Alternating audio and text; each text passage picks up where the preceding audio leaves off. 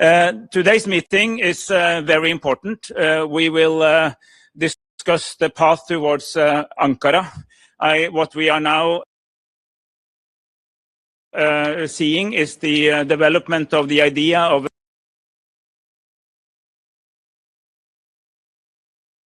NATO 3.0. My reading of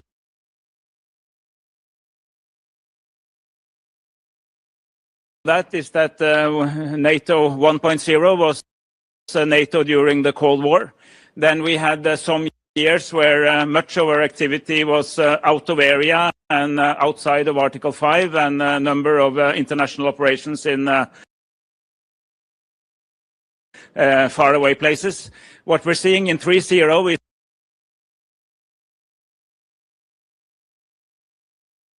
that we are back in the transatlantic area. We're back as a defensive alliance.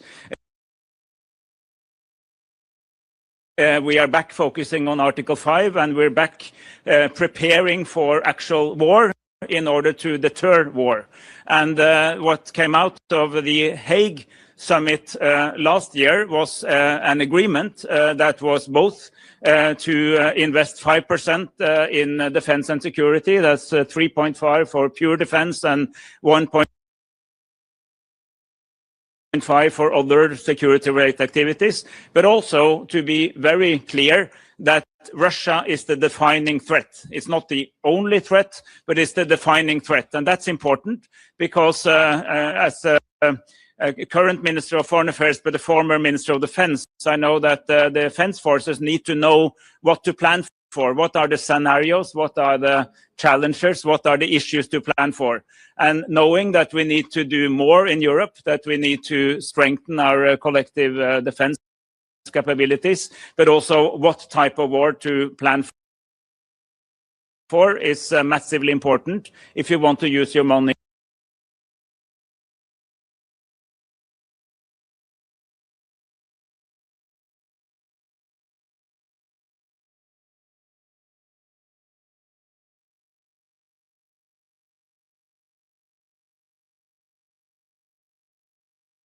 right, because spending more money is a good thing. But it's particularly important that you're able to prioritize.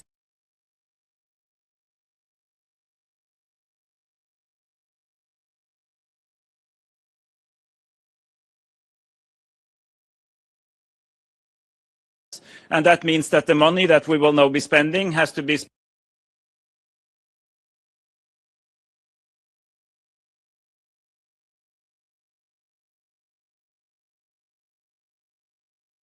spent in a way that is smart, strategic,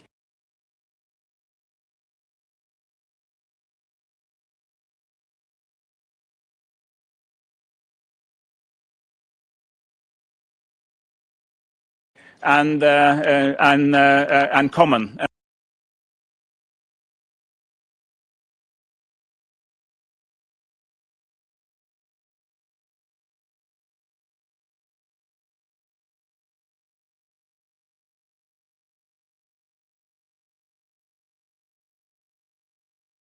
And joint, and that we also make sure that we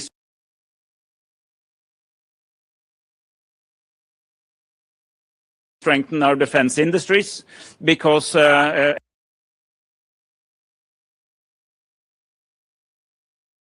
Economy 101 tells you that if you just increase the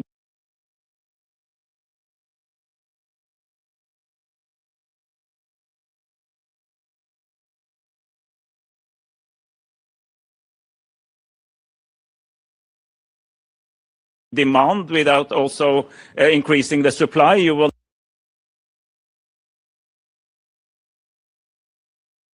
not have more defense, just more expensive defense. So we also need to do more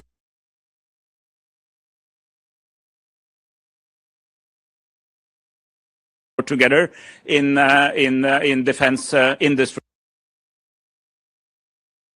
in order to be able to fulfill this. The most important challenge on the military side is that Europe needs to build some of these enabling capacities that almost only the US have been having until now, because we have a lot of military aircraft, we have frigates, we have submarines, we have significant military capacity on this continent, but we need all those capacities that make them effective: strategic intelligence, tactical intelligence, tanker planes, etc. So these are important practical elements of moving towards 3.0. I believe that a stronger Europe in a stronger NATO makes a lot of sense. We need a stronger European, including Canadian dimension of this, and exactly doing that will make the US a more relevant partner, Europe also a more relevant partner for the US. Last thing I want to say is strong support for Ukraine. Norway is, together with all the Nordic countries and Germany and a few others, by the main contributors to Ukraine. We're proud of that, but we also want more countries to be engaged, and particularly now that the situation on the battlefield has improved somewhat for Ukraine. It's Russia is not in a good place. Ukraine is doing somewhat better.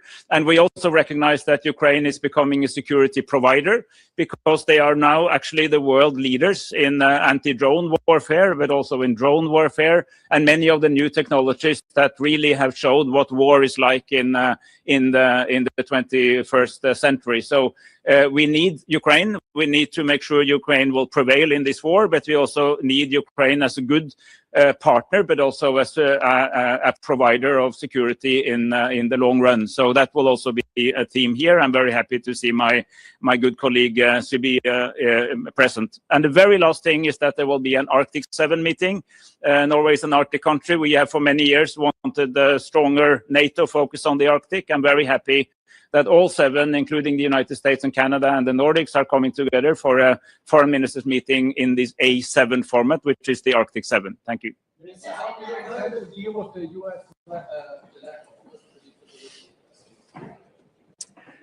So we hope that this process will lead to more predictability. We recognize that there is a desire to draw down the troop numbers. That has been said for a long time. What is important is that it happens in a structured manner, so that Europe is able to build up when the US reduces its presence. And this is very much what this 3.0 is all about. And when it comes to the military side of all this, I believe there are good dialogues on how we can make sure we have a good balance between the two.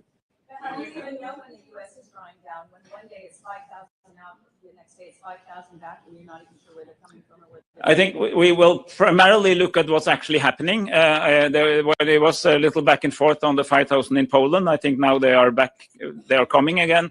But in the deeper structures of NATO, there are good dialogues on this, and I think it's important. I think it's a message to us Europeans that what has been said not only by President Trump or President Biden or President Obama, but all the way back to Eisenhower, that Europe needs to do more, is now happening. And I'm happy to say that Europe is doing more.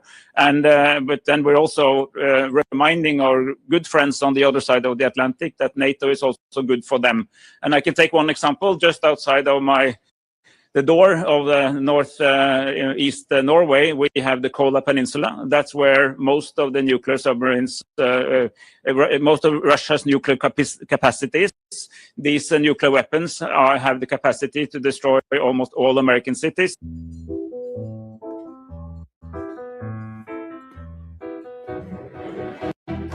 Actually, sir, this table is reserved for Sid. You're right. I'm Sid. The OG Sid. अबे तू Sid नहीं तू mid है. Don't mind him. ये थोड़ा जंगली है. He's obsessed with wildlife, as you can see. एक काम करिए, इसका टेबल आप गार्डन में लगा दो. क्यों? वहाँ तेरी स्पेसशिप पार्क नहीं है? Sid! This table is for... Hi, I'm Siddhi. Siddhi?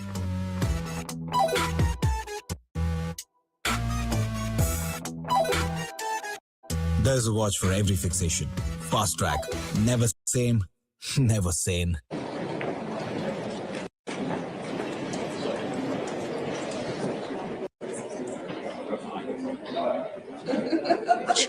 at least I'm looking forward. I hope you're also looking forward to the meeting of foreign ministers. I'm really want again to thank Sweden for organizing. As you know, only a couple of years in NATO and already organizing such a huge event. Sweden is an important new ally, of course, together with Finland when they came in. Finland a bit earlier. What we will focus on today is very much on the Ankara summit, the main themes for the Ankara summit. First of all, making sure the money is there to deter and defend ourselves against any adversary. And the good news here is, of course, that the money is really coming in. Many allies committing more and more, accelerating the path to the 5% spending commitment in The Hague. And this literally means tens, over the years, hundreds of billions of extra defense spending. Secondly, the money is great, but then we need to spend it. And to spend it, of course, is on the men and women in uniform, but also making sure that they have what they need to deter and defend. And that is the defense industrial output. And there's an intense debate going on with the defense industry, with the financial sector, to make sure that also they do what is needed to ramp up their defense production, not increasing prices, but producing more. And good news is coming in. We make progress, but still a lot needs to be done. And Ankara will also very much focus on this issue. And then thirdly, and last night we had Andriy Sybiha here, the Ukrainian foreign minister, of course, is how can we keep Ukraine as strong as possible in the fight? They are holding the front line. And I mean, I'm really impressed how they fiercely oppose the Russian attack. Since 2022, the full-scale invasion since 2022. But still, we may have to make sure that they have what they need to maintain in the fight. And that is also about money. And making sure that that money and the support for Ukraine is as evenly distributed over NATO allies as possible. And I think we can do more here. So that will also be one of the themes we will discuss. Having said this, we will meet later today at the presser. But if you have a few questions now, I can take 2 or 3 and then we'll see each other later. Yes, please. Thank you. What do you make of the announcement overnight, President Trump sending 5,000 more troops to reversing a decline? And what does this mean for the smaller deployments for the Baltic states, as you understand it? Well, of course, I welcome the announcement. Our military commanders are working through all the details, but of course, I welcome it. But let's be clear. The trajectory we are on, which is a stronger Europe and a stronger NATO, making sure we will, over time, step by step, be less reliant on one ally only, as we have been for so long, which is the United States. So that also for them, they have the possibility and the option to pivot more towards other priorities, which are also in our interest, will continue. But of course, I very much welcome the announcement yesterday. More, I've mentioned yesterday's examples, so many examples already reaching the 5%, including the 3.5 core defense spending by 2030, 5 years ahead of schedule. And this is necessary not only to equalize what we are spending with the United States, but also to make sure that we have what we need to deter and defend against our adversaries, including our long-term threat, which is Russia. And the US will play a key role in Europe when it comes to the nuclear, but also when it comes to the conventional.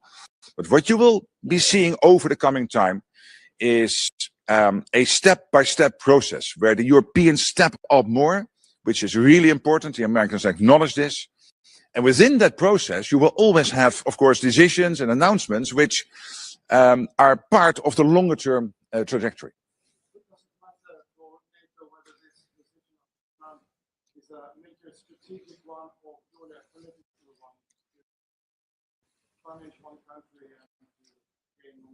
Hey, listen, NATO is a political military alliance. So that's the big difference with China or Russia, where one person in the end takes all the decisions. We are a democratic alliance and a military alliance. And that means that decisions will always be informed by military and political considerations. That's how it works. Basically, it is happening already. But I'm seeing, for example, the United States, the flow of US crucial gear into Ukraine continues. This includes, of course, vital anti-ballistic missile, anti-missile support, including for the Patriot systems. paid for by European allies, the famous Pearl program. It is continuing. The Europeans are paying for it. What I want to achieve is that the burden is more evenly spread. That there is more burden sharing here, because at the moment it is only 6 or 7 allies who are doing the heavy lifting. The good news is that what they do is enough to make sure that Ukraine keeps having the access to this crucial US equipment. But of course, it would be fairer if within NATO, and particularly the European part of NATO, we could see other allies also stepping up. But when it comes to the support for Ukraine, and political support for Ukraine particularly, there is absolutely no discussion. We all see the necessity, and we see the Ukrainians doing remarkably well on the battlefield. Final question.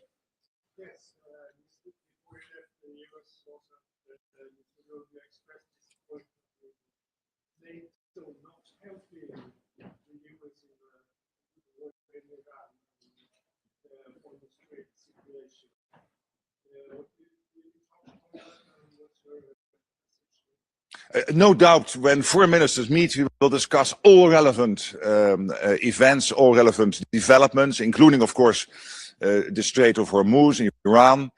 When I was in the United States early April, I also spoke with the President and the Secretary of State and the Secretary of War. I really sensed this disappointment. Let me also say that Europeans have heard the message. When it comes, for example, to European bases, and these are bilateral commitments by European countries with the United States, so that the United States can use these bilateral commitments for operations they have elsewhere in the world. When you look at Europe right now, over the last 2 months, massively, European countries have been living up to those commitments. I was in Bucharest last week, and I saw firsthand, and you know that the Romanian government had to change even the legislation to make this possible, and it did this, I think, in 1 or 2 days. I saw the tankers on the airport of Bucharest, but the same is true for Bulgaria, Portugal, it's true for Greece, but also the bigger countries like Italy and UK and France and Germany. So they are all, when it comes to making their bases available, doing what the US could expect based on bilateral commitments. Then when it comes to the Strait of Hormuz, next phase, what we are seeing is, and also here I think Europeans really heard the message, is many European countries making sure that they, let's say, pre-position some of their key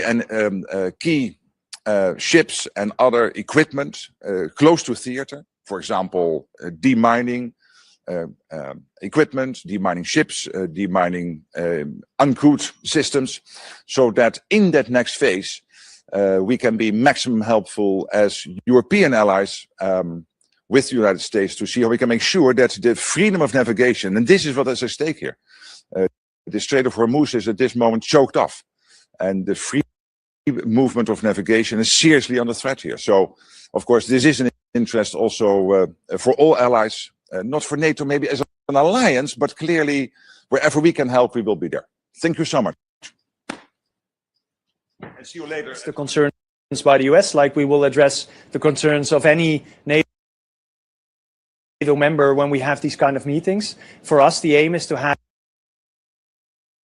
a coordinated burden shift, a coordinated approach, a plan, and that's what we work on.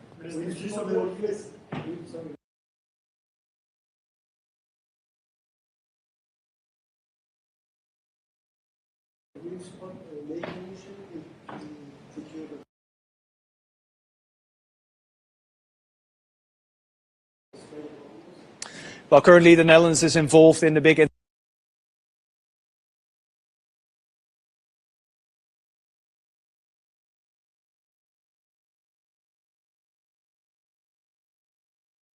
international coalition. I think we should have a coordinated approach. But we stand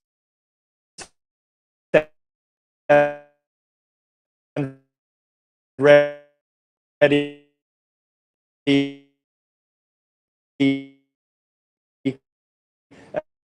to take our share of the situation. It's a free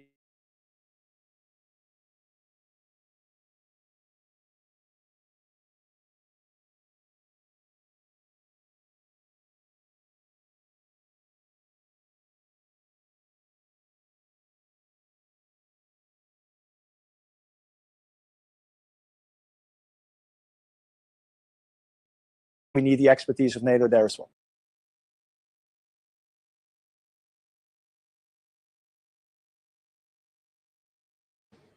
Thank you very much. Thank you. Oh.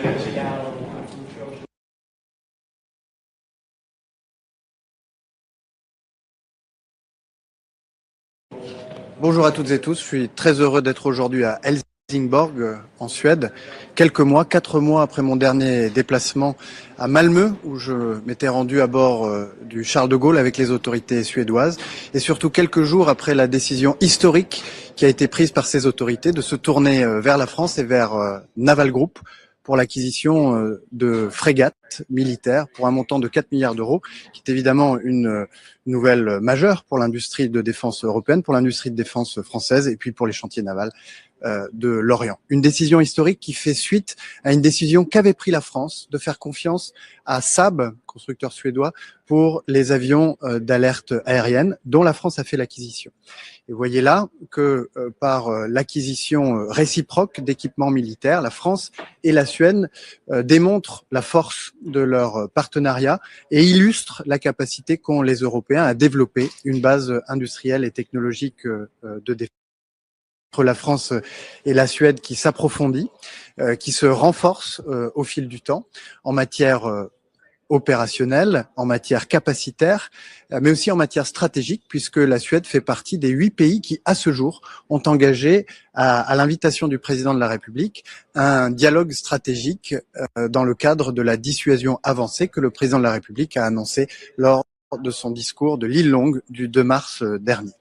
Des nouvelles dont je me réjouis et qui contribuent à rendre l'Europe plus forte au service d'une OTAN elle-même plus forte. Je salue l'adoption il y a quelques jours par l'Assemblée nationale en première lecture de l'actualisation de la loi de programmation militaire avec 36 milliards d'euros de dépenses militaires supplémentaires entre 2026 et 2030 qui nous permettent de tenir la trajectoire et les engagements que nous avions pris au sommet de La Haye l'année dernière. Parce que dans le monde dans lequel nous vivons, nous avons plus que jamais besoin de ces mécanismes de solidarité qui nous lient avec nos principaux partenaires et voisins. De ce point de vue-là, les appels de certains responsables politiques français à un retrait de l'OTAN sont évidemment déraisonnables et totalement inconséquents. D'abord parce que, je le disais, la menace grandit. Certains de nos partenaires, et je pense en particulier aux États baltes, ces derniers jours sont harcelés en continu par l'agressivité de la Russie et ils vivraient comme une trahison une telle prise de distance avec une organisation qui, depuis 1949, nous a permis de dissuader, d'écarter toute forme de menace. D'autre part, parce que au moment où les États-Unis d'Amérique réévaluent le niveau de leur engagement, de leur présence sur le continent européen au sein de l'Alliance, eh bien c'est précisément l'opportunité pour la France et pour les Européens d'y développer leur vision, de développer leur capacité, bref, d'européaniser l'OTAN. Et puis enfin parce que la présence solide, forte de la France au sein de l'OTAN n'est en aucun cas incompatible avec d'autres initiatives que la France a pu prendre ces derniers mois. Je pense notamment à la coalition des volontaires que la France et le Royaume-Uni ont rassemblée, qui s'est réunie le 6 janvier dernier avec une planification militaire sans équivalent dans notre histoire récente qui permettra de garantir, une fois que la paix en Ukraine aura été trouvée, qu'elle soit véritablement durable. Une coalition de pays qui dispose d'un quartier général qui se trouve au Mont-Valérien à Paris, le quartier général de la force multilatérale Ukraine. Autre exemple, c'est le déploiement sans équivalent dans notre histoire récente de capacités militaires par la France en Méditerranée orientale dès les premiers jours de la guerre en Iran, avec comme premier objectif la protection de nos compatriotes, mais évidemment la protection de nos partenaires, de nos alliés, qui sont aussi les partenaires de la plupart des pays de l'OTAN. Ce déploiement de capacité démontre la capacité qu'a la France à tenir ses engagements, à être également une puissance de paix qui assure par cette capacité à prendre des initiatives la paix et la sécurité du monde. Et puis le dernier exemple que je voudrais citer et qui, à mon sens, est aujourd'hui très important, c'est l'initiative que le président de la République a lancée pour faciliter la reprise du trafic dans le détroit d'Ormuz en réunissant, là encore, une coalition pour former une mission internationale de pays volontaires mettant en commun des capacités militaires de déminage et d'escorte, de manière à ce que, une fois que les conditions le permettront dans le détroit d'Ormuz, dans une posture strictement défensive et en coordination avec les pays du détroit, eh bien que la reprise du trafic soit la plus rapide possible. Pourquoi ? Eh bien tout simplement parce que ce qui se passe à Ormuz, le Premier ministre l'a rappelé hier, a des conséquences très directes sur la vie quotidienne des Françaises et des Français, sur la vie de nos entreprises. Que ces conséquences doivent être limitées, et c'est la raison pour laquelle cette mission internationale a tant d'importance. Given all these efforts you just discussed, are you surprised the U.S. is still expressing disappointment in the efforts of European countries regarding the Strait of Hormuz, given that you are preparing this coalition and willing for when you believe the time is right? So we have been in close contact with the U.S. administration on this international mission every step of the way, and I sense a true recognition of the value of such a gathering of countries putting together their military capacity, demining, escorting, in order for the resumption of maritime traffic to be as swift as possible, because everybody knows it, everybody feels it. The blockage of the Strait of Hormuz, which is unacceptable in any circumstances and unjustifiable, has consequences for the daily lives of our co-citizens on each side of the ocean.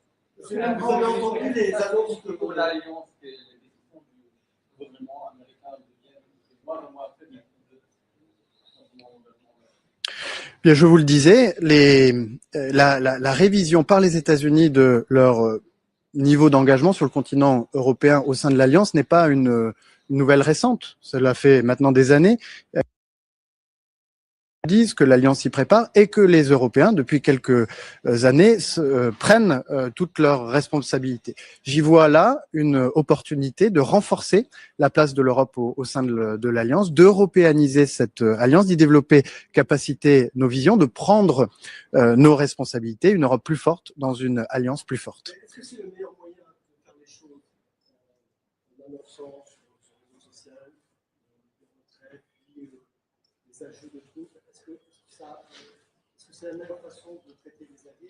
Qu'est-ce que vous allez demander là-dessus? Vous savez, si je suis là aujourd'hui, ce n'est pas pour commenter des messages sur X, c'est précisément pour aborder avec l'ensemble des États membres de cette alliance la manière dont nous prenons, nous Européens, une part plus importante de nos responsabilités. Je vous remercie donc pour vos questions et je me dirige à la salle de travail. Merci beaucoup.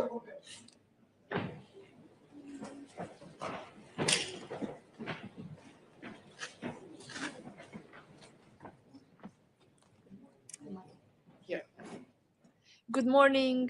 Romania arrives to the meeting of Ministers of Foreign Affairs with clear objectives on the security of the Black Sea and on the eastern flank.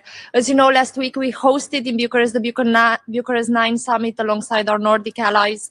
And we come here at the ministerial with a clear message on the need of having enhanced capabilities on the eastern flank, on the need to focus on maritime security. What we've discussed at the Bucharest 9 summit with our Nordic allies as well, and the participants from the United States, was the strategic continuum between the Black Sea, the Baltics, and the Nordics.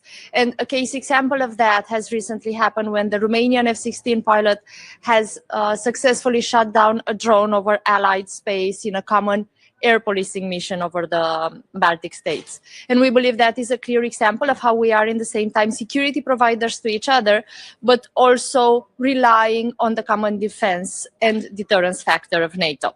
We're also gonna overview the commitments that we have taken in the Hague summit. In the case of Romania, our budget allocation for this year is close to 3.5%, 2.45 on actual procurement. We're going to have more than half of that budget on new capabilities. And in the case of Romania, we have a strong investment on strategic infrastructure, military mobility, also as a factor to use this moment of time and financing instruments to grow our economy. And we have more than 1.4% allocation this year in the budget in that direction. One of the sources of financing is actually the SAFE loan that the European Commission has signed yesterday with Romania. It's a 16.8 billion loan. And I'm mentioning this because one of the focus Romania always has in the EU and NATO conversations is the complementarity between the efforts that NATO has and the European Union has. We are strong supporters of the complementarity and strategic alignment of the decisions. One focus for Romania has been throughout the year and is in today's conversation as well, the way we answer together within NATO at hybrid threats.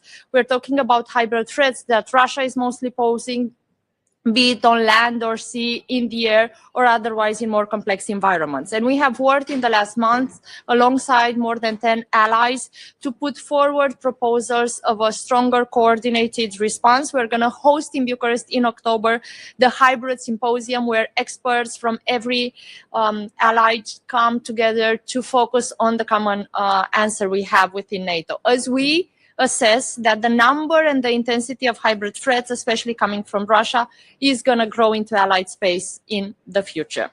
Thank you. If you have any questions. So with the growing hybrid threats, what do you make of the U.S. signal that it may use out, doesn't anymore?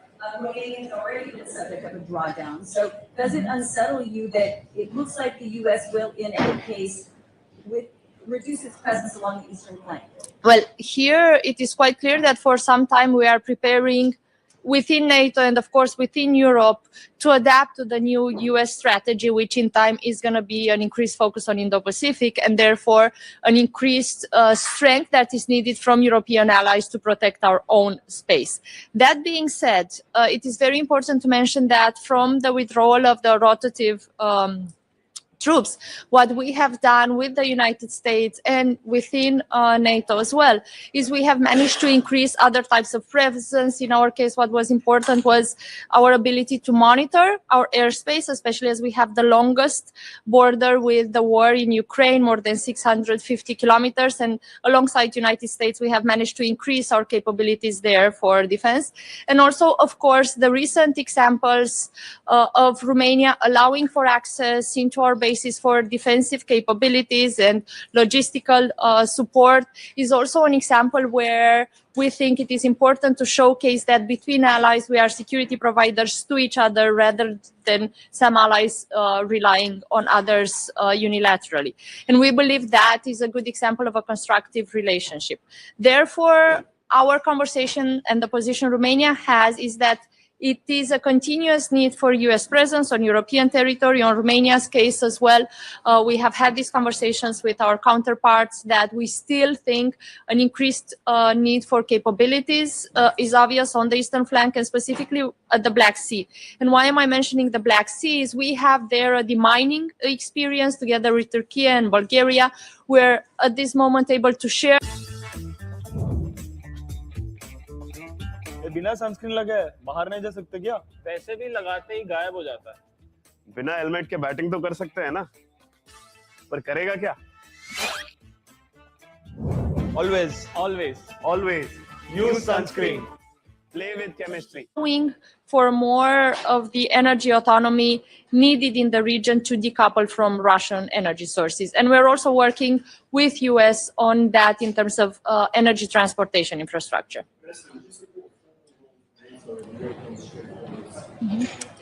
there are more initiatives now taking place. Romania has joined the UK-France coalition for opening the Strait of Hormuz, and we have also joined the diplomatic effort of the United States, the Maritime Freedom Initiative, and we're working alongside the Department of State and other countries in that direction. It is a conversation of whether part or significant parts of those conversations move into a NATO format. There's also a conversation we're having at the European Union level, because there's already a maritime security mission that is not at the Strait of Hormuz, but could be reallocated in that direction. And these conversations are developing. But on Romania's side, what I can say is that we have decided early on to get ourselves involved at the diplomatic level and also at an assessment of capabilities in the moment of a ceasefire and peace there, because although we do not have ships in the Strait of Hormuz, it is obvious for everyone that reopening the Strait of Hormuz is an imperative, not just for lowering the energy prices, but also to prevent a food crisis. And we have seen this in another moment in time where we were very close to a food crisis because we needed to find a way to allow for the cereals from Ukraine at the beginning of the war to be exported and reach countries that needed them, especially from Africa. And we have managed there to negotiate what were then called the security lanes through the Black Sea, and that has allowed for basically the world to see the prices of grain lower again. And we are also able to share part of that experience we have gained alongside the countries at the Black Sea. It's an ongoing conversation on all these formats. Something that's very important, though, is that these formats do not overlap or compete with each other, especially as many countries are involved in more than one. So one conversation we're having, I've had this conversation with Yvette Cooper from UK, we're having this conversation with United States as well, is to allow for the complementarity of these initiatives. Thank you.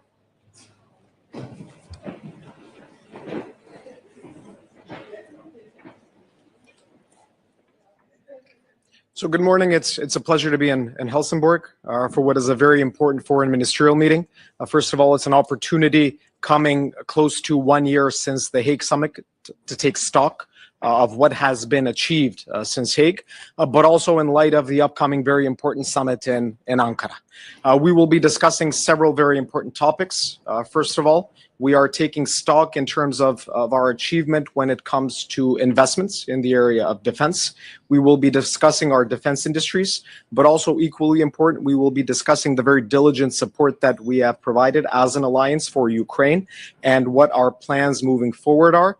Of course, the situation in the Middle East will inevitably come up as well. And I will be insisting that we also discuss the Western Balkans, an area of Europe where there is serious malign influence coming from external factors and where security risks still exist. NATO is an alliance that is becoming stronger and stronger thanks to our commitment to 5% spending in defense. And in that sense, I think that today we will have an opportunity to discuss many of the challenges that the alliance has, but also the opportunities in front of the alliance. Thank you.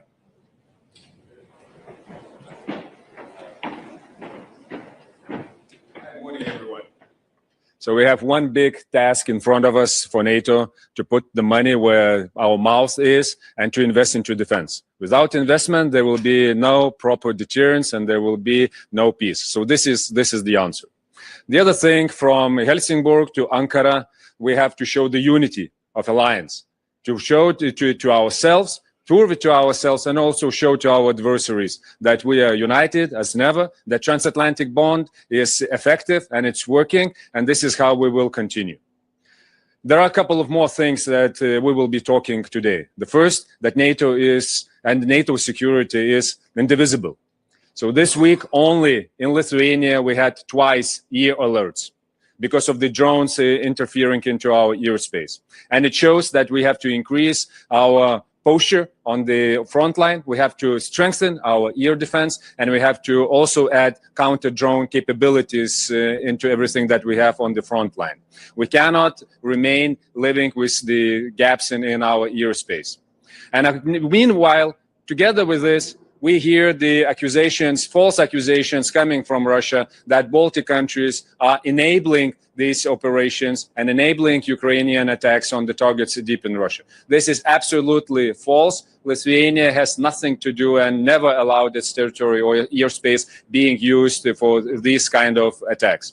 What we have to do in proper to step up what concerns our security is to strengthen Eastern Sentry, Baltic Sentry, but not only within NATO. We have tools within European Union also. We have to implement faster Eastern Flank Watch initiative and also introduce the new instrument to strengthen the resilience on the Eastern front line. This is very much needed.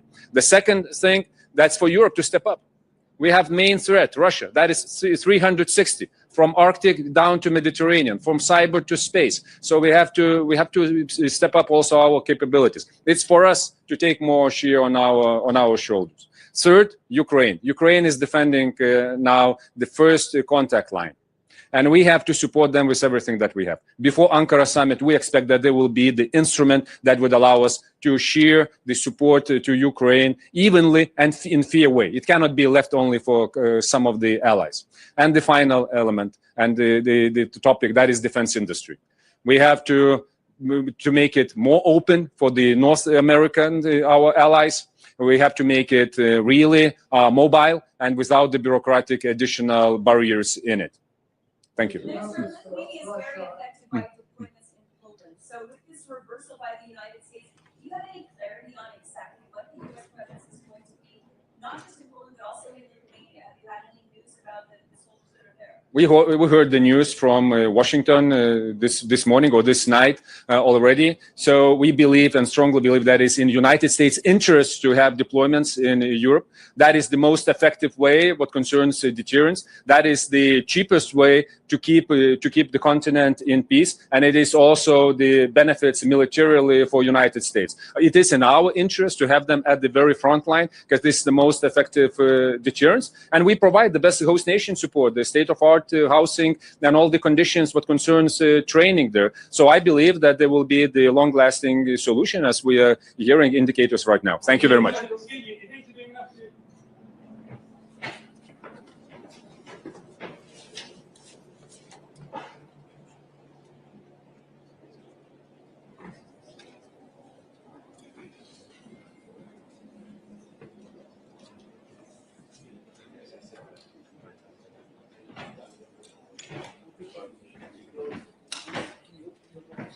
Good morning, ladies and gentlemen. I just wanted to say how delighted I am to be at my first NATO ministerial in Sweden.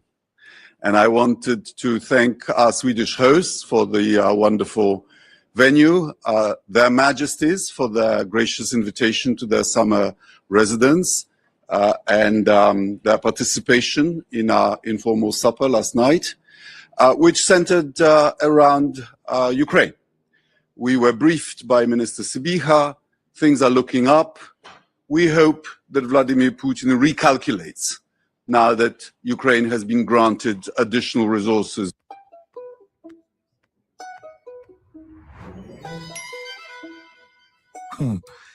Fellow metalhead. Very funny, bro. देख, वो भी हंस रहा है. Mr. Racer, if you're here, then who's handling the valet? Racing is the real thing, bro. Unlike you, who headbangs even at a ghazal mehfil. But it's still better than you, bro. Who rests his head on his girlfriend's lap and calls it nap time. At least he said that without rhyming. Wait a minute. Rhyme करना कोई crime नहीं है तेरी बात जैसे soup जिसमें time नहीं है जा जा जा जाके गाड़ी निकाल तेरे बातों के लिए मेरे पास टाइम नहीं है ब्रो बहुत हॉट और ऐसे बकवास गाने के लिए मेरे पास चिल्लर नहीं है ए माइकल शूमेकर पैदल आ रहा हूं पैदल There's a watch for every fixation. Fast track, never same, never sane. I think Poland's reputation as a country that takes defense seriously also helps. So I think we are going to have a lively and important ministerial. Thank you.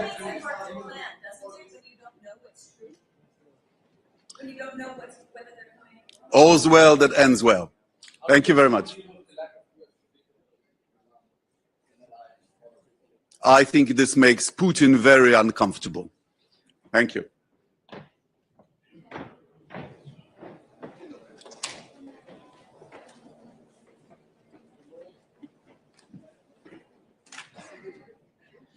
I will speak first in Spanish, and then, of course, I will address any question in English. Estamos en un momento crucial para la seguridad euroatlántica en el que nos enfrentamos a lo que es la mayor crisis mundial de este siglo.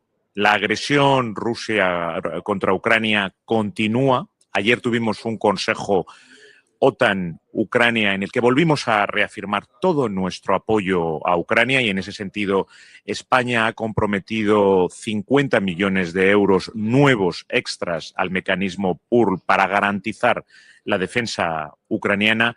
Y tenemos una situación en nuestra vecindad sur, un concepto que España introdujo en el concepto estratégico de la OTAN durante la cumbre en Madrid, que es extraordinariamente preocupante y que también tiene que estar en nuestras mentes. La unidad euroatlántica, la unidad en la OTAN sigue siendo fundamental. España es un socio absolutamente comprometido con la seguridad euroatlántica. 2.000 soldados desplegados en estos momentos en el flanco este, garantizando también la seguridad de los cielos bálticos, en Eslovaquia, en Rumanía, en misiones en el Mediterráneo, también en misión OTAN en Irak, que en estos momentos estamos liderando con una batería Patriot en Turquía. Y estamos cumpliendo con lo que acordamos en Gales, con nuestro gasto en defensa, y estamos cumpliendo también con la entrega de las capacidades. Por lo tanto, España, un aliado clave y comprometido con la seguridad euroatlántica y con la seguridad del flanco este y de la vecindad sur.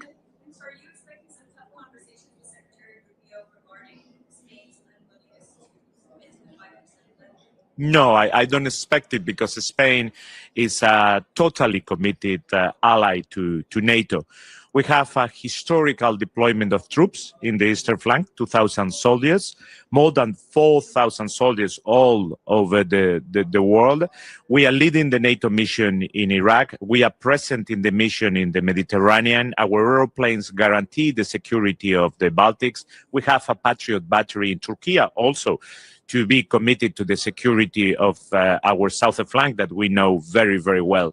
And Spain is a country that always delivers what we commit. We have right now a defense expenditure of 2.1, which is more than some of the allies. We have committed and given all the capacities that we have been requested by NATO. Not all the allies can say the same thing. So there is one thing about saying what you are going to do and not doing it, which some do, or what Spain does. We have a word, and when we say that we are going to deliver, we deliver. And you can look at the numbers of soldiers, at the number of missions in which we are involved, and our defense expenditure. We have done the highest increase in defense expenditure of all governments in democracy. We got the defense expenditure in 0.9 and we are in 2.1 and in delivering capacity. I wish all the allies did like Spain.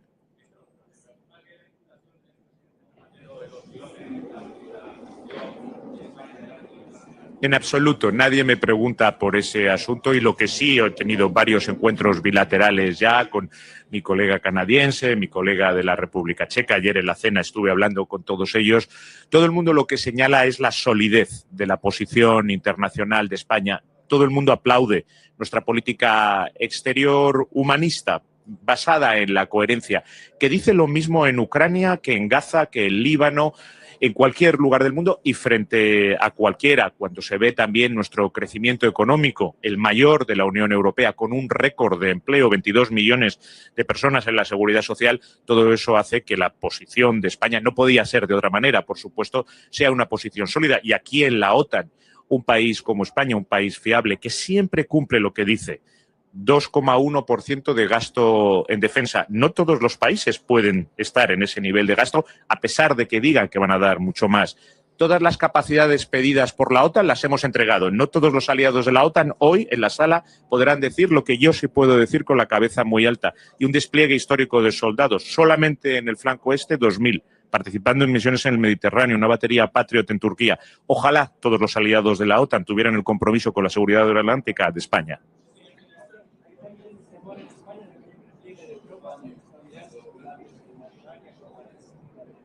Ninguno, no hay ninguno ni hay ningún indicio en ese sentido.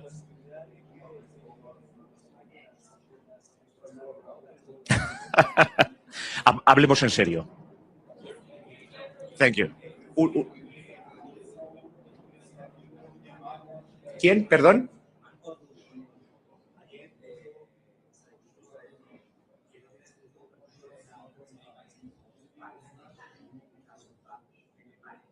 No puedo hablar en nombre del gobierno de los Estados Unidos, yo puedo hablar en nombre del gobierno de España.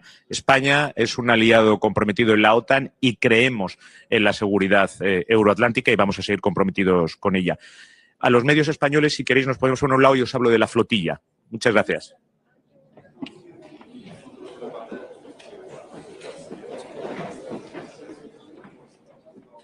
A very good morning. We are here to work for peace and freedom. Finland is on track to reach the 5% defense spending target as set forth in the NATO summit last year in The Hague. And it's so important that each and every ally, especially in Europe and Canada, now ramps up not only its deterrence and defense for the use of the entire alliance and the freedom of this world, but at the same time also works on its defense industry on a basis that we would have even a single market within the alliance. Now, what Russia is doing is completely unacceptable, not only through its full-scale war of aggression against Ukraine, but also the latest disinformation campaign against the Baltic states. Let me be very, very clear. NATO is a threat to Russia. Russia is a threat to world peace. And we would like to have nothing else but a peaceful relationship with Russia. And we hope that Russia goes back to adhering to international law and withdraws its troops from Ukraine. And I hope in the very near future as well, we will have Ukraine as a member in NATO, also defending freedom and peace, but most certainly the values which we hold dear: democracy, the rule of law, and individual liberties. Thank you so much. As a country, allow me to does the unpredictability and uncertainty